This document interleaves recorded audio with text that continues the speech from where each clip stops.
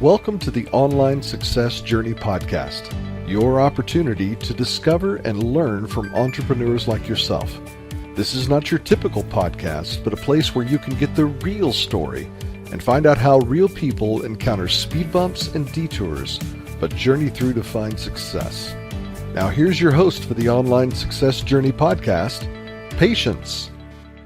Hello everyone and welcome to Online Success Journey. This is episode 127. Are you ready to join the clan? Today we have Kelly Dawn, a holistic life coach and author. Her mission is to help people connect with their inner guidance system, gain clarity around their desires, and take massive aligned action to make their dreams a reality. Hello, Kelly. Hi, Patience. Thanks so much for having me on. Thank you for coming. I know the clan here is anxious to hear your story, so let's get started with the basics. Can you tell my clan a little bit about your background, about what you did before you started your own online business? Take us right up to the last job or business before you were online. Yeah, definitely. Okay, so like a lot of people growing up, I thought the route to success was to go to college or university and get a very stable job, get the house with the white picket fence, and just do those things that we're told a lot by society that will create success for ourselves. And so after high school, I went to work at the family business. I was very fortunate to have a job available for me. So I went to college for finance and business. I worked at the family business and I was there for about 16 years. And for most of those years, I was really unhappy. Like I was downright miserable because even though the people were great, it was a great job, but it wasn't what I wanted to be doing. And no matter what role I was put in, like I did everything from accounting to customer service, all these different roles in the company. I just knew it wasn't what I was meant to be doing. And I didn't really know what that was at the time. But I stayed mainly out of security because I was afraid of what was out there in the big wide world and what might happen if I left the comforts of that company. And also, like, I wasn't sure what I wanted to do. I knew I wanted to help people, and that was about it. And then I felt a tremendous amount of guilt because I had been given this really great opportunity, and I felt like I was wasting it, or I wasn't being grateful enough, and I wasn't making things work the way they should. So I struggled a lot while I was at that job. And this was an internal struggle more than anything else. And at the time, I didn't really know about this whole concept of how we can create our own reality and how much power our minds have when it comes to creating what we want in our life. And so I just felt trapped. I felt stuck. I felt trapped and I felt miserable. And I was the one who was creating all of this. Like looking back, I laughed thinking, oh my gosh, I kept myself in this little prison for so long unknowingly. And then finally, I took the leap. I knew the company had sold to a larger company when my dad retired, and I knew I needed to get out, and I just needed to put myself in a different environment so I could think more clearly and really connect with what I wanted to do in life. And so I left that job to go work in a coffee shop. And my manager at the time, he was like, what are you doing with your life? And I'm like, I don't know, but I know I'm going to figure it out. And I know I can't figure it out here. And again, the people were wonderful, but I just needed space. I just needed to be on my own and to figure things out by myself. And so I went and I worked at a coffee shop, and then I worked at a couple different odd jobs. And I spent a couple years just really putting feelers out there and getting an idea of like who I was as a person, what really lit me up as far as different hobbies and interests and things like that go. And eventually I ended up starting my own little cleaning business. I had worked briefly at an apartment building as a superintendent and a cleaner. And I've always loved cleaning. I know that might sound really strange to people, but since I was a kid, I've loved to clean. I find it really relaxing. And so I was at this job and I was like, I really like this part of the work. And then it got to the point where there was a lot to do with that particular job that I didn't like. And I'm like, okay, how can I take what I really enjoy doing and do this on my own terms? And so with a very small amount of money and the support from my parents, who helped me out with like getting a vehicle and just starting up the business, I started this little residential cleaning company. And at the time, that seemed like my next big thing. And I thought, well, I could be like the next like Molly Maid or some company. And I saw myself hiring all these employees and having all this staff and leading these people. And then a few months into that business, I was at the point where I was ready to expand and hire help. And I interviewed a couple women to work with me. And I knew, I'm like, no, this is not for me. I want to be a one woman show. I want to do more of what I love. And while I loved being my own boss, I was still trading my hours for dollars, basically. And I was still stuck in a schedule, even though it was a schedule I had created for myself. And so I kind of went back to the drawing board and I was like, okay, what do you really love doing? What has really been going on behind the scenes? In terms of things that I found really interesting. And I did a lot of internal work, and I realized like I have always been into spirituality and personal development and mindset work. And I dug really deep into my own story, and I realized like, wow, like I have gone through some massive transformations, because in the past, I also struggled with eating disorders and depression and suicide attempts. Like I went through this whole transformational journey.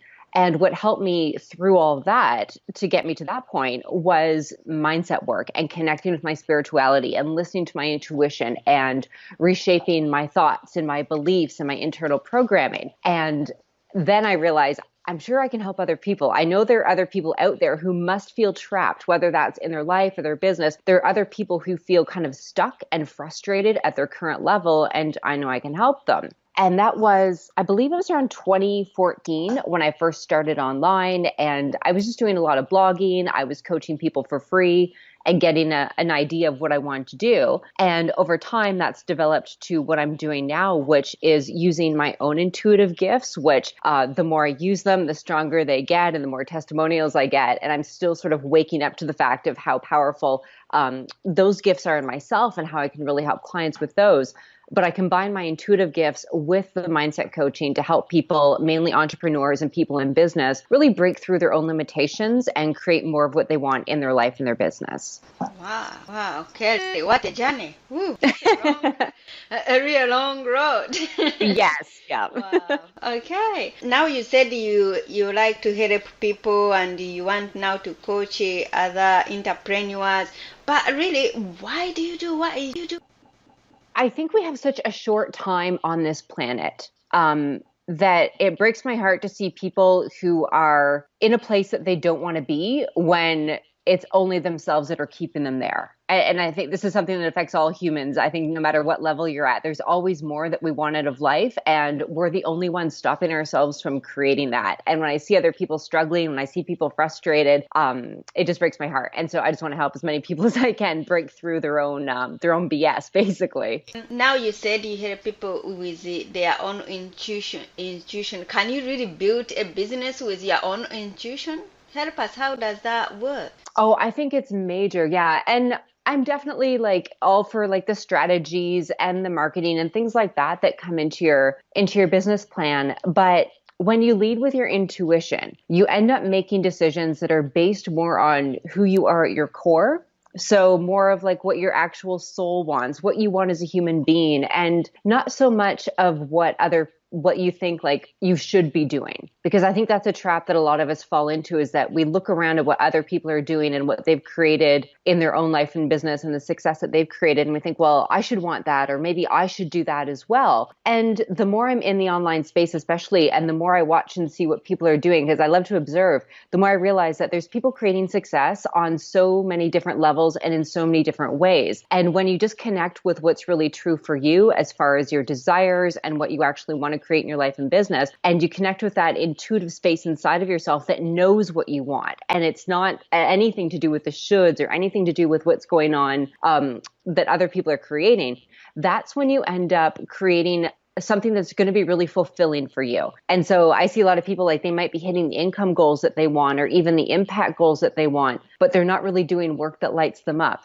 And when they go within and they realize, wow, like this is intuitively, I know I'm meant to be sharing this message, or I know I'm meant to be doing this in my business. When they start doing that, that's when they get that fulfillment piece. And as the more fulfilled they are, the more they're living in their purpose and on purpose, the more their income and their impact is going to grow as well. What is the main thing that holds people back from manifesting what they really want? Oh, I would say fear. Fear, definitely. No matter what level you're at, I think fear is the biggest block when it comes to people going after their dreams, for sure. How can we really get rid of fear and then try to find ways how to get what we want? You as a coach and who's helping these people, what can we do to get rid of this fear? That's a great question.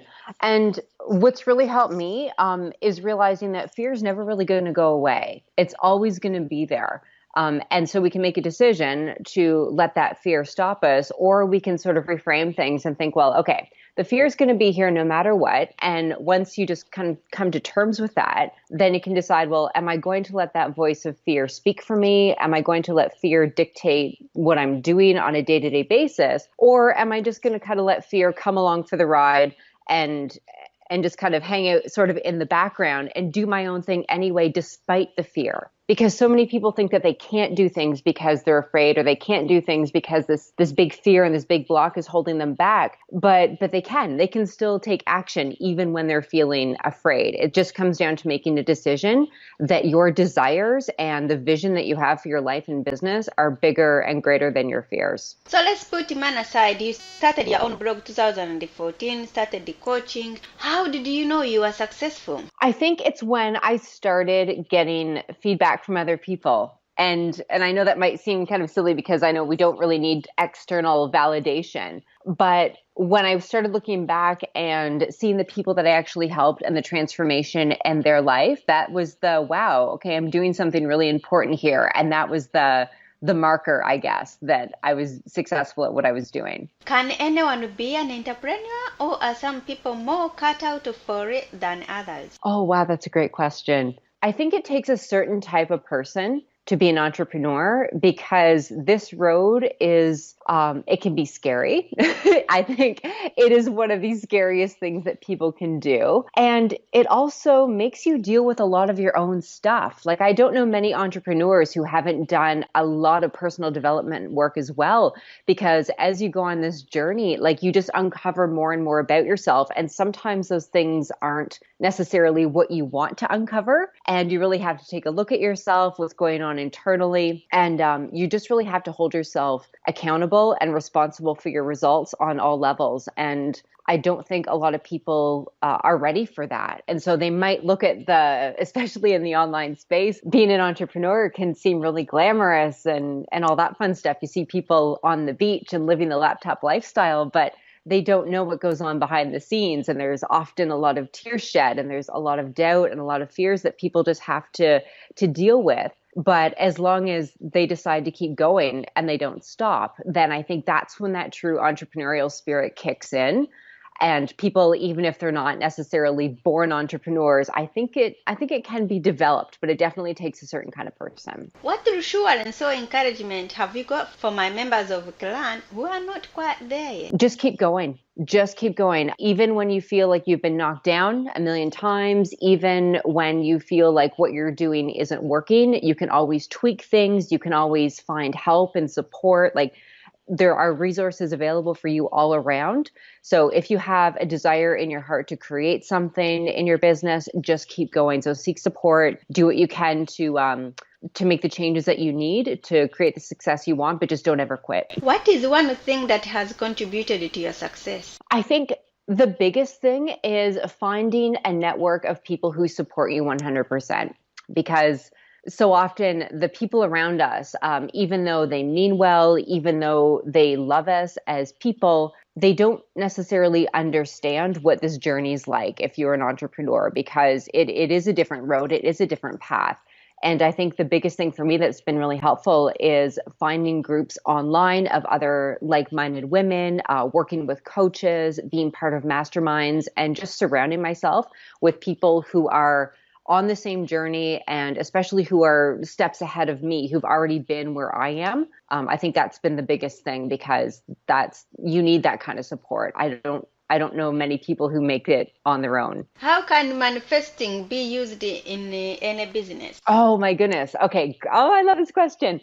All right. So basically, we're manifesting 24 hours a day, like 7 days a week. We're always manifesting, because it's the thoughts that we're thinking, it's the beliefs that we have, and it's the the actions that we're taking based on those thoughts and beliefs that are creating our external reality. So that's what we're manifesting everything based on what's going on internally. So when it comes to manifesting in your business, it's basically just getting really clear on what it is you actually want. And so this is where this intuitive piece comes in, and not looking at what other people are doing, but what do you actually want? What is your soul desire? What is your soul craving? And getting a really clear picture around your goals and your vision and those things that you do desire. And then connecting to the version of you who's already there, who's already in that experience. And I think this is the big secret when it comes to manifesting, is that there's not necessarily a lot of steps that you have to take, and it's not that complicated,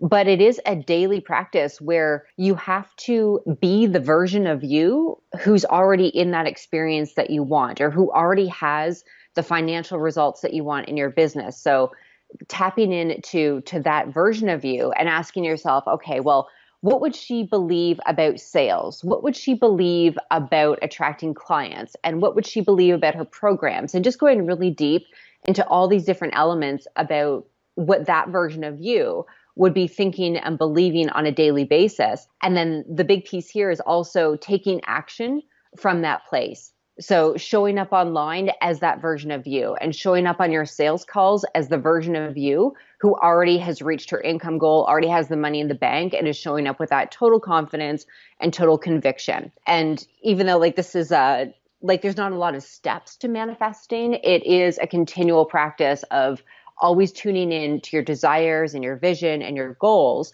and getting clear around the identity of the version of you who's already created those results, and then acting from that place. And throughout the day, constantly coming back to those things. Is there like a ritual or a routine we can follow? Like if I wake up in the morning, or if before I go to sleep, I have to do this. Is there like a process which can make it easy for us? Yeah, definitely. I am huge on journaling, and I know a lot of people don't like it. So there are other things you can do as well. Things like visualizing or meditating or things like that. But for me, it's journaling. And I start my day every single day bright and early. I have my coffee, I grab my journal, and I write out my big picture vision. So I write out where I'm living, who I'm working with. I write out every little detail of what's going on in my dream day, like right down to what I'm having for breakfast. And then I write out the identity of that version of me. So how's she feeling today? How is she acting? Is she sure of herself? Is she confident? Is she gonna what is she gonna do as far as action steps? What is she gonna be doing throughout the day as that version of her? And so I write all this stuff out in detail. And then I'll also set intentions for the day. And this is part of the manifesting practice, what we create internally, what we write out, and what we think and we believe is actually what is going to be created in our external results. So writing out things like, I'm full of energy, I'm choosing to have a fantastic day, and things like that. And what I suggest for people to do is to not only do that in the morning, which no matter what time you get up in the morning, I believe it's just a really great, powerful way to start your day by setting those strong intentions and getting clear on what you want, but also coming back to it throughout the day. So you can set reminders on your phone. You can put Post-it notes up around your home, just reminding you to tap back into your vision and ask yourself, okay, am I thinking like the version of me who has these results right now? And then again, if you want to do some more journaling, if you have some more time in the evening before bed, you can reflect on what happened that day and just get really real with yourself and be like, all right, well, I'm saying that I want to create this. I'm saying that I want these results. So how did I show up today? How was my thinking today? How were my actions today? And were those aligned with what I was writing out this morning in regards to my vision and my goals? And that's just, I find, a really powerful way to keep yourself accountable, but also to keep your mind on track, because your mind is going to want to go off in multiple directions all day long. That's just the way the human mind works. But it's our job as conscious co-creators with the universe to bring our thoughts and bring our mind back to where we want it to be, so it's in line with what we're creating. And that's how we actually manifest with intention. You're already an author, and again, you're a holistic coach. Do you have a coach or a mentor yourself? I do, actually. Yeah, right now I have a one-to-one business coach, and I'm also part of a mastermind currently. with about, there's 4 women in the mastermind. What is the most valuable thing your mentor has told you? Oh, yeah. Not the exact words, but basically just do it. Just take action. Because I know personally myself, I am obsessed with doing mindset work. I can do the visualizing, I can do the journaling and the affirmations all day long. Like I love that work. But then I still, like everyone else, I still get scared. I still have some fear come up, and it's like, well, this is what I want. This is my desire. And my coach is basically, well, you have to do it. You have to take the action. And so it's things like I already know, but at the same time, she pushes me outside my comfort zone and encourages me to do things that are unfamiliar, that feel a little bit clunky, that feel a little bit clumsy. And the more I do that, the more I take action and the bigger steps I take, the more results I see. So I'm super grateful for her. What is the most valuable thing you have ever given away? I would say advice. And I think anyone in the coaching and consulting world, like we're paid for our knowledge and our skill set and everything. But this is something I've had to do a lot of work around, is realizing how valuable what you have to offer is, and giving that away for free. I mean, in the beginning, when you're first starting, I believe it's important to be putting yourself out there and just helping people and serving people in a way that often you don't get paid for, just to kind of get your feet wet and to get the ball rolling. But yeah, I guess thinking of all the money I've invested in my own coaches and mentors, all the hours that I've spent listening to podcasts and reading books and taking trainings and things like that, the giving the advice piece would be the biggest thing, because that's the knowledge that I have is my biggest gift for the world. What is one thing no one knows about? I guess some people might know this about me, but I am a total hermit. I love spending time by myself. And as much as I love people, as much as I love like other humans, and especially being online and engaging with people all the time, like I love doing live streams and interacting with people that way. I absolutely love that. I feel like I could probably go and live in a cabin in the woods by myself with my dog and my cat and probably be fine with that some days, because I love being alone. I do. I'm an introvert at heart, and I can spend hours a day by myself and I feel fine with that. So yeah, it's probably the fact that I'm a total hermit at heart. Okay, let's talk about your coaching program. Tell us more about it. Yeah, the main program I have right now, it is called Elevate, and it's an 8-week one-to-one program.